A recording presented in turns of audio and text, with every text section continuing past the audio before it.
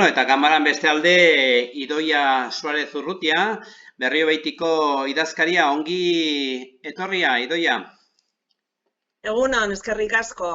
Bueno, zer moduz eramaten ari zarate koronavirusen konfinamentua Berriobeitin? Bueno, alden moduan, esango pentsatzen dugu jendea nahiko lasai dagoela, oso ongi egiten ari direla orokorrean, etxean egotea, eta, bueno, pues hori, lasaitasuna eta itxaron behar, ea zer gertatzen den. Ze zerbitzu ditu martxan udalak une honetan? Alde batetik, langileen aldetik, ezarri dira lan txandak, bale? Orduan, jende batzuk etortzen dira egun batzutan lan egitera eta bertze langile batzuk bertzegunetan. Orduan, udaletxean biztanleak harremanean jarri nahi badute, aldute egin telematiko bidezko arreta badagoelako, ordenagailu bidez, telefono bidez, edo bestela telefono zuzenean deiak badago beti norbait jasotzeko deiak. Eta beraz, pentsatzen dut gero zerbitzu minimo batzuk, hori bai, ezagit mankomunitateak biltzen dituen adibidez, zaborrak eta guzti hori, horiek bai martxan? Zaborrak haundiak esango genuke, horiek bai egiten dituela Iruñerriko mankomunitateak, baina beste aldetik zakarrontzi garbiketak edo kale garbiketak hori bai direla udal zerbitzuak eta ere bai martxan daude eta egiten da segurtasun arauak betetzen egiten da egunero garbiketa hori. Beraz, oro har ikusten dena da jendea lasai hartu duela konfinamentuaren kontua. Bai, jendea orokorrean betetzen ari da eta ez da egoten inolako arazorik. Beste aldetik, sortu da talderen bat edo badaude taldeak nolapait zerbitzu bolondrez bezala agian adinekoei edo ezinduei erosketak egiteko eta horrelako zerbitzuak, hortan ere badago antolatua, zerbait? Bai, baina ez udal aldetik, hoi jendea bolondreza talde bat bai dago eta bueno, egiten dute behar duenari, egiten diote zerbitzua, erosketak edo zaborra jaitsi kalera, adibidez. Bai, badago. Bueno, eta noiz arte uste duzu izango dela konfinamentua? Inor daki, ez dakigu.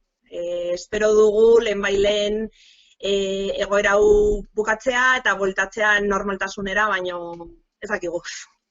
Maiatz aldera, maiatz erdira ekain aldera, ideik ez? Idearik ez. Zu baduzu idea, guk ez. Guk entzun egiten ditugu gauza honitz, baina, bueno... Bai, entzun eta irakurri ere iritzi milaka daude, bueno, ez dakit. Jakintsuak direnak gai hauetan haiek esango digute noiz bukatu, nola bueltatu normaltasunera, ziurrenik lehen momentutan ez gara bueltatuko lehenago bizitzara, hori pentsatzen dugu hemen behintzat. Bezaldetik, herri ekimenik badago, adibidez, hainbat lehiotan eta horrela aprobetxatzen dute arratsaldeko 7-8 aldera jendeak jolasteko, kantu zaitzeko, abesteko, edozein gauzetarako. Horre bai, Berriobeitin ere ematen du aukera hortarako?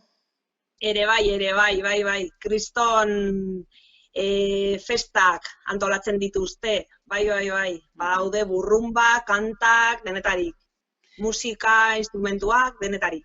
Berriobeiti egon ez dako, nola da herria bera? Herri nukleo bat eta gero kontatu diguzu bizko bat. Bai, Berriobeiti osatuta dago 10 herriz. Orduan, udala dago Berriobeiti herrian, ez dela herri handiena, herri garrantzitsuena biztanle kopuru aldetik da Artika. Dagoela Iruñetik oso gertu, Artika eta Nuevo Artika, ere bai, Artika berri. Hor daude 4.000 eta 400 gutxi gora bera biztanle, eta hoi da handiena. Hor, Artika berrin bereziki, jende asko pentsatzen du Iruñekoa dela. Iruñeko auzo bat dela, baino ez da Berriobitikoa. Orduan, hori, badaude herri batzuk direla txikiak eta bizi modua dela betiko modua, ez? Daudela nekazariak, adibidez, eta baino gero bestaldetik Artikan edo Berriobeitin edo Berriogoitin bizitzaia da gehiago Iruñeko modukoa. Jende gehiena lan egiten duela zerbitzuetan eta. Beraz, nekazari direnak, hor bai pentsatzen dut, horiek ateratzeko albidea badute, horiek bizi normalagoa eramango dute, modu batean o bestean. Bai, bueno, normala, pentsatzen dugu lanetik etxera eta etxetik lanera, jazta, beste gehiago hori ez dut egingo, baina bai. Ez dutela xakurra atera behar kalera paseatzera haize pixko bat hartzeko? Herri txiki hauetan bizi direnak ez, Artikakoak bai. Hor ere bai sortzen da pizka bat pikareska hori, badakizu, batzuk nahi dutela ibili kilometroka txakurra paseatzeko, eta, bueno, bertze batzuk ez, respetatzen dute, denetari badago. Daude hemen udalan, bi udaltzain egiten dutela lan astean zehar, astelehenetik ostiralera, eta gero ere bai etorri dira, nola ditzen da, Milagroko babes zibileko zerbitzua eskaini zigun laguntzea, laguntzea guri, eta orduan nahiek ere bai ibiltzen dira, horiek bai egunero, astelehenetik igandera arte, ibiltzen dira, pizka bat zaintzen, jendea betetzen du konfinamendua, eta horrela. Orduan, kanpoko zerbitzu bat duzue hori kontratatuta? Ez da kontratatuta, da doan egiten dute. Bai. Eta aipatu duzu milagrokoak direla? Bai. Milagroak egiten dituzte, txantxetan. Inormazki, bai. Ederki. Orduan, eta arlo personalean zer moduz eramaten da konfinamentua? Lana eta konfinamentua nola uztartzen da? Telelana egiten ari zarete edo ez? Batzuk bai, beste batzuk ez. Gehienak bai, telelana egiten ari dira etxetik, eta gero hori, udaletxean barruan, gaude oraintxe bertan, esango dizut, 5 pertson bakarrik, eta hemen orokorrean gaude 19 pertson, orduan baina baritzen dela diferentzia handia. Batzuk daude hori, telelana egiten, beste batzuk bajan, zoritxarrez, baina, eramaten dugu aldugun moduan. Nahiko arraroa denontzako, bai. Kasu larririk ez dago dena den? Ez. Zuek, baita ere Berriobeitin, 3. adineko erresidentziarik edo badago, zahar erresidentziarik ez. Orduan, alde hortatik ere ez da hori kudeatzen, eta horre ez dago arazo berexirik dio, zengatik 3. adinekoak azken finean dire arrisku handiko jendea delakotz. Bai, baina hemen ez da. Alde hortatik ere lasai, ez da? Bai, gauza bat gutxiago.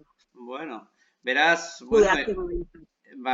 mila esker, azaltzeagatik pixko bat Berriobeitiko egoera, albezin ongi pasa konfinamentua, eta, zerbait positibo ere ematen du konfinamentuak, ikusi duzue, hausnarketa biderik eman du, zerbaitetarako?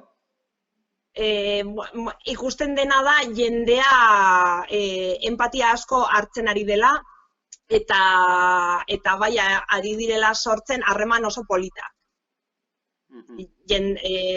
Ongi daudenak laguntzen ongi ez daudenei, adibidez, ez? Hori erosketak egiteko, edo beste dozen gauzatarako, eta hori, bai dela polita. Nire ustez, denok ikasi behar dugu, eta hemendik aurrera gauzak aldirela egin beste modu batean. Aldatuko da, zure ustez, jendearen ikuspuntua, hauniz gauzetan, osasun bidean, harremanetan, hainbat gauzetan aldatuko da, zure ustez?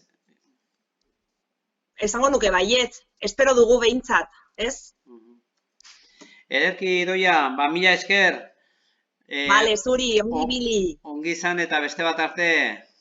Bale, berdin, eskerrik asko, agur.